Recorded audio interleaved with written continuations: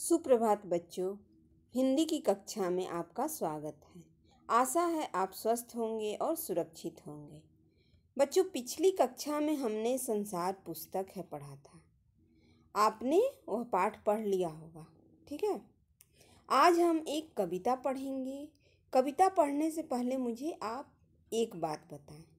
आप में से कितने बच्चे हैं जो बहुत जल्दी बड़े होना चाहते हैं? जो बहुत जल्दी बड़े होना चाहते हैं। शायद आप में से बहुत ऐसे बच्चे हैं जो जल्दी बड़े होना चाहते होंगे, पर अगर आप मुझसे पूछें तो मैं वापस छोटी होना चाहूँगी। अब आपके मन में ये विचार आएगा कि ऐसा क्या कारण है कि मैं वापस छोटी होना चाहूँगी। तो इसके पीछे बहुत से कारण हैं। बच्चों, जब हम बहुत छोटे होते हैं तो हमारी माँ जो है, हमारा सारा काम जो होता है हमारी माँ करती है। हमें अपनी माँ के साथ ज़्यादा समय मतलब हमारी माँ जो है हमारे साथ बहुत ज़्यादा समय बिताती है। वो हमें गोद में लेकर प्यार करती है, हमें परियों की कहानियाँ सुनाती है, खिलौने दिलाती है, अपने हाथों से खिलाती है। मतलब हमारा सारा काम जो है हमारी माँ करती है और हम अपनी माँ के साथ ज़्यादा समय बिताते हैं, ठीक है। हमारी माँ जो है हमारे साथ बहुत ज़्यादा समय उस समय बिताती है जब हम छोटे होते हैं। आपको भी लगता होगा जो चित्र आपको जैसे जो चित्र दिख रहे हैं, तो इनमें से बहुत सारे ऐसे काम हैं जो आपकी माँ आपके लिए करती है, ठीक है। परंतु कुछ ऐसे काम हैं जो कि अब बड़े होने पर उन्होंने बंद कर दिए हैं। वो काम आपको स्वयं करना होता है। आप शायद इसलिए सोचने लगे कि शायद हम भी छोटे हो जाएं दोबारा, तो हमें भी वापस वे सब चीज़ें दोबारा मिलने लगे। हमारी कविता में भी जो एक छोटी सी बच्ची है अपनी माँ से बहुत कुछ कहना चाहती है। तो कविता आरंभ करने से पहले हम कविता का शीर्षक जान लेते हैं। कविता का शीर्षक है मैं सबसे छोटी हूँ, ठीक है। इस कविता के कवि हैं सुमित्रा नंदन पंत। तो कविता को पढ़ने से पहले आइए हम कवि के बारे में जान लेते हैं। सुमित्रा नंदन पंत का जन्म उत्तराखंड के अल्मोड़ा जिले के अंतर्गत कौसानी ग्राम में सन 1900 ईस्वी में हुआ था। इनके माता पिता ने बचपन में इनका नाम गुसाई दत्त रखा था। इनकी माँ का निधन इनके जन्म के कुछ घंटों बाद ही हो गया। इनके पिता का नाम गंगा दत्त पंत था। माँ का निधन हो जाने के कारण इनका पालन पोषण इनकी दादी के हाथों हुआ। केवल 7 साल की उम्र में ही इन्होंने सबसे पहली बार छंद रचना की।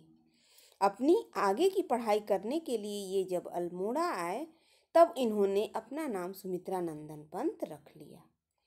इनके कला और बूढ़ा चांद पर साहित्य अकादमी, लोकायतन पर सोवियत और चिदम्बरा पर ज्ञानपीठ पुरस्कार प्राप्त हुए। सुमित्रा नंदन पंत ने कवि के रूप में अपना साहित्यिक जीवन शुरू किया। इनकी रचनाओं वीणा, ग्रंथि, पल्लव और परिवर्तन का विशेष महत्व है। इनकी मृत्यु 21 दिसंबर 1977 को हुई, ठीक है। बच्चों, सुमित्रा नंदन पंत जो है उनका जन्म 1900 ईस्वी में हुआ, लेकिन मृत्यु 1977 ईस्वी में। आइए अब हम इस कविता को पढ़ते हैं। मैं सबसे छोटी हूँ, तेरी गोदी में सोऊं, तेरा अंचल पकड़ पकड़ कर फिरूं सदा माँ तेरे साथ, कभी न छोड़ू तेरा हाथ, बड़ा बनाकर पहले हमको तू पीछे चलती है मात, हाथ पकड़ फिर सदा हमारे साथ, नहीं फिरती दिन रात, अपने कर से खिला धुला मुख, धूल पोंछ सज्जित कर गात, थमा खिलौने नहीं सुनाती हमें सुखद परियों की बात, ऐसी बड़ी न होऊं मैं, तेरा स्नेह न खोऊं मैं, तेरे अंचल की छाया में छिपी रहूं निस्पृह निर्भय, कहूँ दिखा दे चंद्रोदय। ठीक है। बच्चों, इस कविता में एक छोटी सी बच्ची जो है अपनी माँ से कहती है कि माँ मैं सबसे छोटी हूँ, तेरी गोदी में सोऊं। मतलब माँ मैं हमेशा छोटी बनकर रहना चाहती हूँ और हमेशा तेरी ही गोद में सोना चाहती हूँ। तेरा आंचल पकड़ पकड़ कर फिरूं सदा माँ तेरे साथ, कभी न छोड़ू तेरा हाथ। वो छोटी सी बच्ची कहती है कि माँ तेरा आंचल पकड़कर मैं सदा इधर उधर घूमूं फिरूं, मतलब घूमना फिरना। ठीक है, मतलब कि सदा मैं तुम्हारे साथ रहना चाहती हूँ, तेरा साथ मैं कभी छोड़ना नहीं चाहती हूँ। माँ तुम मुझे पहले तो बड़ा बना देती हो, उसके बाद हमारे साथ छल कपट करने लगती हो। ठीक है, छल कपट करने लगती हो मतलब कि हमें पहले की तरह सारा हमारा जो काम है वो तुम नहीं करती हो। जब हम थोड़े से बड़े हो जाते हैं तो तुम हमें नहला धुलाकर ये खिलौने देकर छोड़ देती हो अकेले ही खेलने के लिए। हाथ पकड़ फिर सदा हमारे साथ नहीं फिरती दिन रात। जब हम बड़े हो जाते हैं तो तुम हाथ पकड़कर जब हम छोटे होते हैं उस तरह से तुम हमारे साथ नहीं रहती हो। ठीक है। अपने कर से खिला धुला मुख, धूल पोंछ सज्जित कर गात। कर मतलब होता है यहाँ क्या, हाथ। ठीक है, तो अपने हाथ से तुम खिलाकर और हमारा मुख, जो बचपन में तुम स्वयं हमारा मुख मुख मतलब मुंह, ठीक है, धोती थी।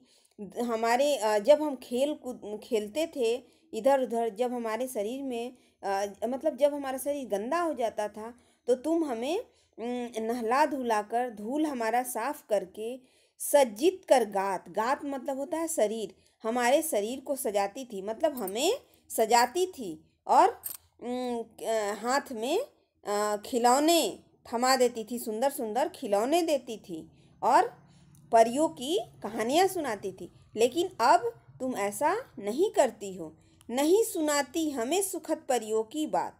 लेकिन अब तो ना तो हमें तुम सुंदर सुंदर खिलौने देती हो और ना ही तो परियों की कहानियाँ सुनाती हो।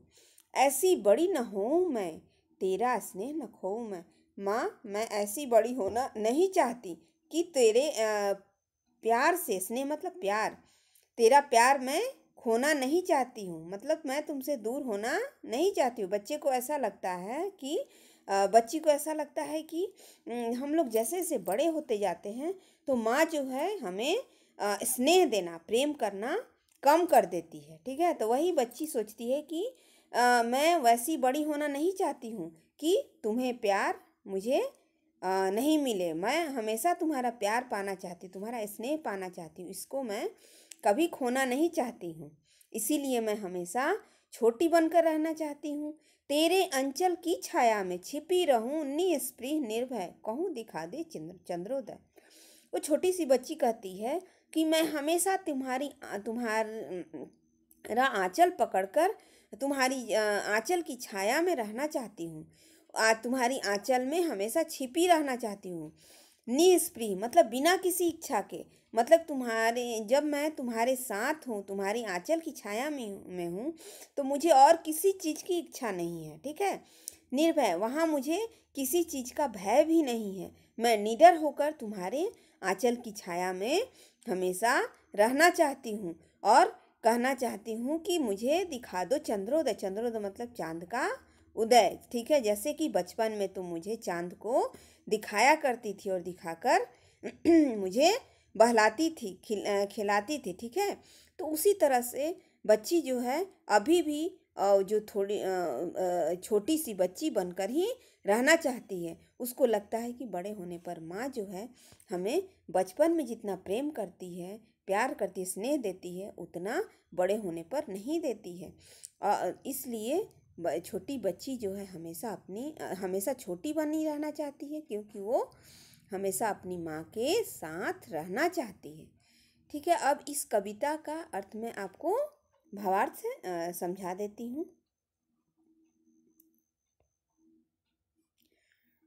इस कविता का भावार्थ है, जैसे इसको आप चाहें तो अपने कॉपी में भी नोट कर सकते हैं।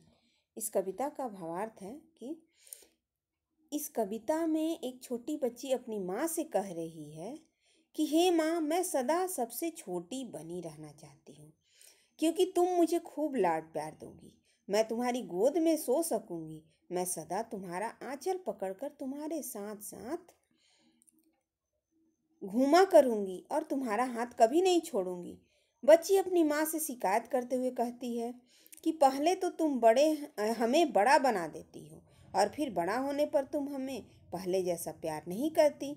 तुम हाथ पकड़कर मेरे साथ नहीं घूमती। आप पहले अपने हाथों से भोजन खिलाती थी, मुंह धुलाती थी, अपने हाथों से मेरे शरीर से धूल पोंछकर उसे सुंदर बनाती थी, खेलने के लिए खिलौने देती थी और परियों की सुख देने वाली कहानियां सुनाया करती थी। परंतु अब बड़े होने पर यह सब तुम नहीं करती। कविता के अंत में बच्ची कहती है कि ऐसे बड़े होने का भी क्या लाभ, जिसके कारण मेरी माँ का प्यार छूट जाए। मैं बड़ी होकर माँ के प्यार को खोना नहीं चाहती। मैं तो तुम्हारे आंचल की छाया में छिपकर, इच्छाओं से रहित और निडर होकर चांद को निकलते देखना चाहती हूँ। मैं कभी भी तुमसे दूर नहीं होना चाहती। मैं बड़ी होना नहीं चाहती। ठीक है। कविता का अर्थ अब आप लोग समझ चुके होंगे। मैं अब आपको इस कविता में कुछ कठिन शब्द आए हुए हैं, उसका अर्थ मैं आपको बता देती हूँ। उसको आप कॉपी में नोट कर लेंगे।